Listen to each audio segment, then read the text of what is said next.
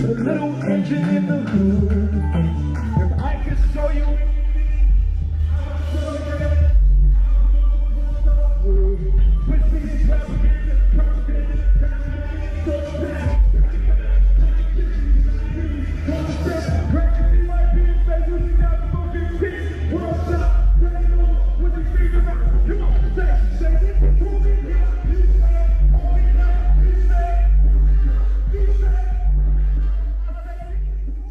Sir, you have had, man, one heck of a year. Yeah. It's been good. Yeah, it's been great. Talk about, again, history made at the Grammys, but the Tennessee State folks were hyped. Yeah. Everybody who participated in the whole deal, but because it was just a totally unique project. Yeah, yeah. I was introduced to TSU through Larry Jenkins, Professor Larry Jenkins, and he kind of just took me around and let me hear the music. I was actually looking for the sound. I went on this sound run because I kind of like chase sound. So I was looking for the Joshua and the Walls of Jericho, and I found that in the marching band because they were marching around the Walls of Jericho and playing the horns. So to me, that's a marching band. So I went to HBCU to try to find that sound, and I found a sound, and it was at TSU. And you visited other HBCUs? Yeah. Before that, I went to Howard. I went to, Alabama A&M, like a bunch of schools. But you knew in your head the exact sound you were looking to hear. Yeah, and Professor has a really unique sound when it comes down to arranging. So it was really like, let me find the real sound of HBCUs. Right. And they really brought it to the table, and I was able to record, and Dallas Austin kind of taught me how to record marching bands because he did drum lines. Right. So I took that information, went there, slept there, everything, in the band room, right? Wow, really? Yeah. How long were you there? Almost a year. Yeah, almost a year. Yeah. In the band room, just recording, showing up, recording, and then we came across. It was like you were in college for that year. Yeah, right. Because I'd never been in college as well. But I knew I could help solve something for the music department. They gave me an honorary doctorate for it.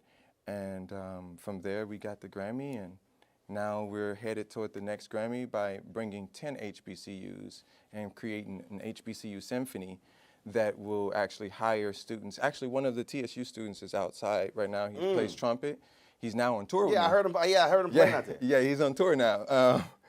So straight from school to being a hired musician, and I want to do that for as many musicians as possible, and then we can score films. So HBCU Symphony is a new organization that I'm starting. So I'm learning how to do 501c3s and unionizing symphonies and endowments and all of that sort of stuff to turn it into a full symphony that can do black films like Tyler Perry or Will Smith or all Now was that born out of this experience, or did you already have that vision before you even started this? I didn't. When I did TSU, I felt so bad because they were online and everybody was like, oh man, we didn't win a Grammy. Like, oh, my school didn't get that. Or, I wish he had to come to my school. And I know how important it is for musicians to not put their instruments down after school. Right. You usually have to put your instrument down after marching band and then go and find a real job. Right. Well, in this case, we'll be able to hire them like we're doing with Kurt right now. So, yeah. That's kind of the goal. See, the thing that I think was awesome about that is I always talk about intentionality. Yeah. Meaning you start off with, this is what I want to do. Yeah. So when you said I'm looking for a sound, you could have went from a sound standpoint. You could have went to any number of PWIs. Yeah. Or whatever. But you were like, no. There's a certain thing I'm looking for, and so you were intentional in saying, no, I want an HBCU sound. Yeah. And then even within that one, I want a certain sound within the HBCU sound. Yeah. I mean, the symphony of the HBCU sound is the marching band. Right? Because when we go into, the parties or whatever, or the games, everything is surrounded around the marching band, the drum major, and all of that, right? So the majorettes, it's a really important part to African American history. And I knew I wanted that sound. You couldn't get that at a PWI. It had to be HBCU. And then, so this HBCU symphony, have you had conversations with folks in the movie space about this? and Yeah. and saying, hey, you're scoring films here, like you're doing it already. Yeah. Here's a great way to do it, and you are truly impacting and helping black students in HBCUs. Yeah, I've had a conversation with a few, but the goal is to make the best music Right. as much as possible. So it's like score. Well, the name of the album is The Now Testament, so I'm trying to score what's going on in our previous time by referencing the Old and the New Testament. Right. So the Now Testament has this sound. So score the sound from the Clotilda in Mobile, Alabama, the slave ship, Yep. the last slave ship to America, all the way up to February when the Grammy hits, or when we do Mardi Gras, because we're playing for the Queen of Mardi Gras. So like this black sound will kind of, the symphony will take you through from the Clotilda to Mardi Gras next year, and you'll have this sound and this big performance, and these 10 HBCUs come together, and then we create that sound, right? Then we go to films. We did get an offer from Bungalow and a few other people to jump in and create a documentary series around it with Hulu and all of that sort of stuff. But the goal is to first just create the sound and make sure that it resonates with the culture of gospel. I'm going to let Tyler know. Right. That would be amazing. That would be amazing. Down? Yeah, because I mean, then he can, use so many students and give them a chance to really like get their chops up. Like kids were changing their Instagram page saying, Grammy Award winning trumpeter. Absolutely. You know what I mean? And that's true. They're on this Grammy Award winning album. Yeah. And they got their Grammy. If you want it, you want a Grammy, right. You Grammy Award winning. Right. And the reason why we went for that is because, in the world of music, that's very important. Yeah. So to set that standard, and Fisk had already done it the year before with the Jubilee Singers, but we knew that if we did it in a way that gospel could really relate, as far as like, HBCUs, marching bands, all the, playing fields, they were playing against Jackson State in that big stadium, and they're playing the album. So have you already picked those 10 HBCUs? Yeah, so we have Philander Smith, we have, Jesus Christ, Wilberforce, we have— Out of Ohio? Alabama A&M. Okay. North Carolina A&T, All right. North Carolina Central. Like it's just it's a lot of Fisk. We just recorded with the Fisk Marching Band. See, now you pick 10, so that means you're gonna have about 97 folks now mad, like, yo, man. well, as much as I possibly can pull it off, put them together so that it's no longer a battle. The thing is, we battle against each other, and we're not actually building together. So instead of battling, let's play together and break the Guinness World Record for the largest African-American performance. So that's the goal at Mardi Gras, to really have that many kids playing at one time and making an album and making a statement. Now, in I the know world. one of those 10 from Louisiana. Oh, yeah, absolutely. Yeah. You ain't trying to get cussed out at home. No. So Mardi Gras originally started Mobile, in Alabama. Mobile, Alabama. Oh, I know. So we're gonna go to Mobile, have the big dresses, the whole thing, and it's gonna be The Mobile really people special. really get mad when people keep talking about New Orleans. And they act like Mobile, like, no, this thing started here. Right. Mobile people take it real personal. People only reference New Orleans and Mardi Gras. Yeah, because it's connected to Africa Town and how the Clotilda started from Africa Town started from the Clotilda, and that's the whole journey of what I think this album would consist of. When did this sound thing begin in your head? How old were you? Man, it was long time ago. I was a little kid, just finding sound, just And chasing was it, sound. well, first of all, was it music being constantly played in your house? Was it in the neighborhood? Yeah. So part of my sound, I could hear it from the projects outside of the church, but my dad's church in Chicago here was really musical. Like all my brothers and sisters, our 22 brothers and sisters, are musical. But to have that moment. 22 brothers and sisters? Yeah, my dad would be 100 next year. You're one of 23? Yeah. Your dad's going to be 100 next year? Yeah. Wow. Yeah. So I was always chasing. So your dad believed in being plentiful and multiplying. Right. Yeah. Right. Yes. Your mom was like, slow down. 1 of 23. Lord. That's funny. Yeah. Man, how big was your house? No, multiple houses, but it's multiple houses, different families. But we stuck together and worked on music a lot. And growing up, I just stayed around music. And at some, Other musicians in the family? oh yeah, absolutely, yeah, other musicians in the family, but I'm probably the one that actually did it, right? Because everybody else was like, oh, I don't know, I got to go to work. Let's do something Right. responsible. You know what I mean? So were you sort of, so I mean, thinking back, were you sort of that weird kid that teachers and others never understood? Because when you talk, I had this conversation with Jimmy Jam and Terry Lewis. Oh yeah. And they were telling me, they were saying that like when they listen to music, it was interesting talking to them because Prince said the same thing, that when they listen to music, it's hard for them to listen to music because they're sort of rearranging the music in their head. Yeah, So yeah, when for we sure. listen to it, just I'm listening to the music. Yeah. Where they're hearing something totally different than what we are. Yeah. Were you like that growing up? Yeah. And then when did you go, okay, I'm not quite like everybody else. I'm hearing, and did you ever say, y'all not hearing this? Well, yeah. So I mean, at 11, I really dived in because my dad died, so I had to really focus in on what I wanted to do in life, right? 'Cause it was either going to be in a gang or music, because I wasn't really that good at school.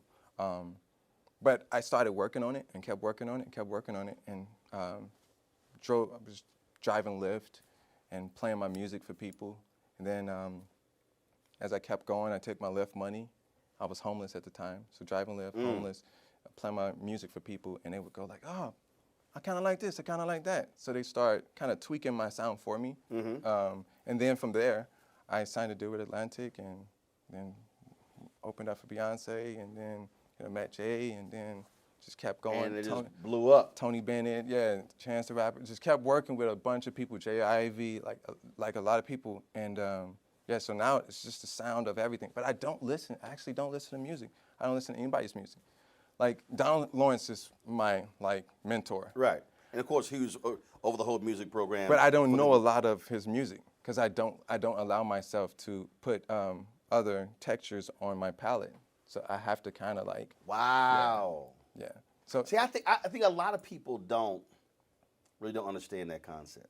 yeah. I remember when I had a Sunday morning show on TV One. My producer, he kept sending me notes on Monday and Tuesday, what was on Meet the Press and Face the Nation, and this week, and I was like, "Yo, Jay, stop." Yeah. I said, "I don't watch those." Yeah. I said, "We ain't doing what they doing." Yeah, because it's on your subconscious. So don't send me notes. I'm not trying to do what they do. Yeah, no. And I literally wouldn't watch. I literally wouldn't watch it. Yeah, because it messes up your genius as well. Well, I just don't. It's like if it's not interesting to me, then I'm like, why am I sitting there watching this? And like even now, I had a friend ask me, fellow journalist, who asked me. He said, "Oh, what columnists do you read?" I said, "I don't read none of them." What I meant by that, now I might read somebody's stuff, but I don't go, "Oh, I'm reading so and so every single week or twice a week. I'm seeking them out." I don't. I just I'm not. Even if I look at the cable news shows right now, I don't watch them. Yeah. I don't watch CNN, MSNBC, Fox News. I might see clips on Twitter or whatever, but I literally don't watch it because what we do with my show is so different, and I'm just like, I'm not getting anything out of that. Right. And it's hard for people to really understand that because it's what you just said. You will subconsciously pick up on what somebody says. The next thing you know, you're parroting what they say and do, and not just sort of flowing in your own gifting than how you want to see the world. Yeah, exactly. So that's part of it. And the reason why is because I was digital marketing and music at Leo Burnett. And Leo Burnett is an agency. Yep. And a Chicago institution. Yes. So I understand the psychology behind sound and audible branding, right? So how it sits in your subconscious and kind of forms your thoughts for you through culture. So I prefer not listen to music so that I can focus on finding something that's ancient, like a marching band playing a gospel album. You know what I mean? That's kind of going back to your roots in a way, and the opposite of where everybody else is. Do you? So I'm curious by that because remember I was in St. Kitts. It was we were heading for this boat ride, and I heard this song, and I had to immediately go Shazam it, and I couldn't Shazam it. I couldn't bring it up. I couldn't bring it up, and so then I recorded it so I could Shazam it later. Yeah. And first of all, the reason I love Shazam is because when Shazam came up with when it was created, you could, because I might hear a song and I might sit here and I'm like listening. So then I would remember like 4 or 5 lyrics. Yeah. And then I would go to Google and Yeah. then type in those words and then try to figure out what the song was. Right. I just love music like that because Yeah. I played cornet in elementary school, bass baritone Nice. horn in middle school and high school, and so so you hear something you're like, Wow. Yeah. you hear something you're like, okay, who's that? And then and so then like I might walk over and I'll be somewhere and I'm like Shazamming something. Like, what you doing? I'm like, I'm trying to figure out what the song this is. Yeah. So for you,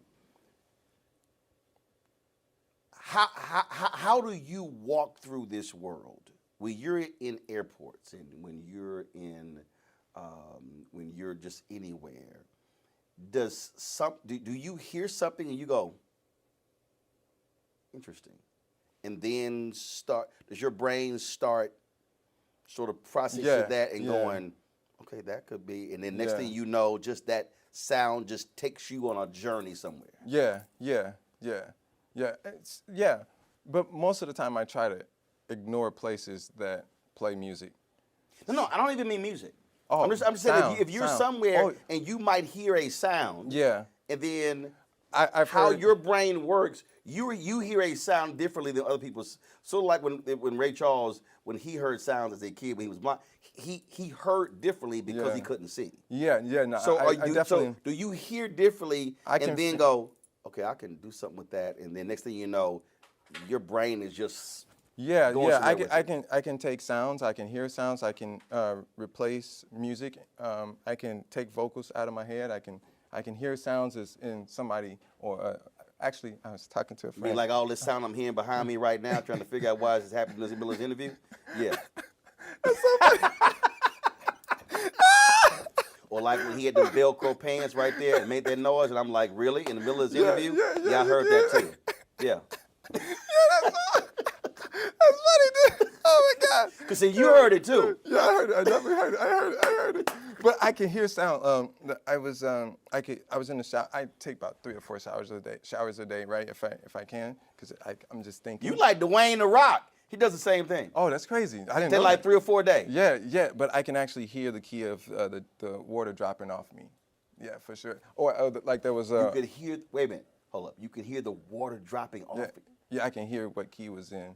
Yeah, or like a friend had a faucet that was a little on and I can hear the whistle. I'm like, yo, that key is, Or I can listen to 432 and tell the difference between 440 and 432 hertz, so I can feel it. Like I'm in the studio most of the time, so I can feel sound. Yo, that's crazy. Yeah, it's pretty insane. No, It drives me insane a little bit. No, that's what I was about to say. Bootsy's the same way though. Bootsy Collins, he's the same way. Like, yeah, like there's people that get stuck into finding sound and creating sound that they might go perform, but they really feel like prostitutes when they perform. It's more so they like to create things. Right. Like Prince. Like he can perform, but Right. he wasn't trying to be like Michael. He was more so in the studio making albums and albums and albums and albums that we still have yet to touch. Because he was in search of something. Yeah. He was like I was totally like when he left Warner Brothers, and then he left them when he left the 700 songs. Wow. And his whole deal was none of those songs were good enough for release. And one of them I just love called "It's About That Walk." I love the song, and I'm like, and it was crazy because when he died, George Lopez was a good friend of his, and I met him 2 or 3 times. I met Prince twice. Wow. And it was crazy because Van Jones told me, I swore y'all were friends because he always talked about you. He made my book and everything. And George once said, man, I would have loved for you and Prince to have a music conversation. And would have loved to have a conversation. And I would have loved to ask him, that's a banging song, but why for you was that not good enough for release? I mean, it's an amazing song. I totally understand. So I would love to ask, how was that one not good enough to be released. Yeah, I'm releasing tonight at 12 a.m. tomorrow or something, and I was in the studio working on the music and ready to release it. And my guy called me and was like, yo, you gotta hurry up, you're gonna miss the Grammy deadline. And then you did all of this, no, you gotta hurry up. And it's not finished, but I had to upload it in order to meet the deadline. Right. I was full body on the floor crying for hours. Because for you, It wasn't perfect. it wasn't, wow. Yeah, so I feel that, yeah. So how do you then deal with that? Because And in some ways, I'm gonna ask them, can I replace the audio like later? Like, hey, distribution, you already did that. You released it. Now let me tweak the mix real quick and send it to you again. And then no, put what it I out mean by again. that, in some ways, because you said it earlier, in some ways, you're trapped by the genius, and Yeah, sometimes you have to let it go. Yeah. So do you have those around you who you trust who are kind of like, sir, Yeah, Jay Ivy, for sure. we gotta let it go, bro. Yeah. He's like, yo, you gotta let it go, for sure. But I mean, it's the first symphony for gospel, period. We've never had an artist that was a symphony. Right. And then it's HBCUs, you know what I mean? And it's the HBCU symphony. Like we didn't even have one of those before. It must drive you crazy that schools today don't have the same appreciation of music and the arts that they used to. As I said, I played in elementary school, junior high, and high school. Yeah. And it bugs me because I absolutely believe that playing an instrument Yeah, it's essential. has played a huge role in my success as a journalist. Wow. Because you have to read music. Yeah. You have to study music. Yeah. You have to listen to the sound of other people and then understand I'm playing too loud. Yeah. I'm not yeah, playing loud right, enough. Right. And so then you can literally apply all of that music to so many other areas of life. Yeah. That's true. Did you play an instrument when you were in school?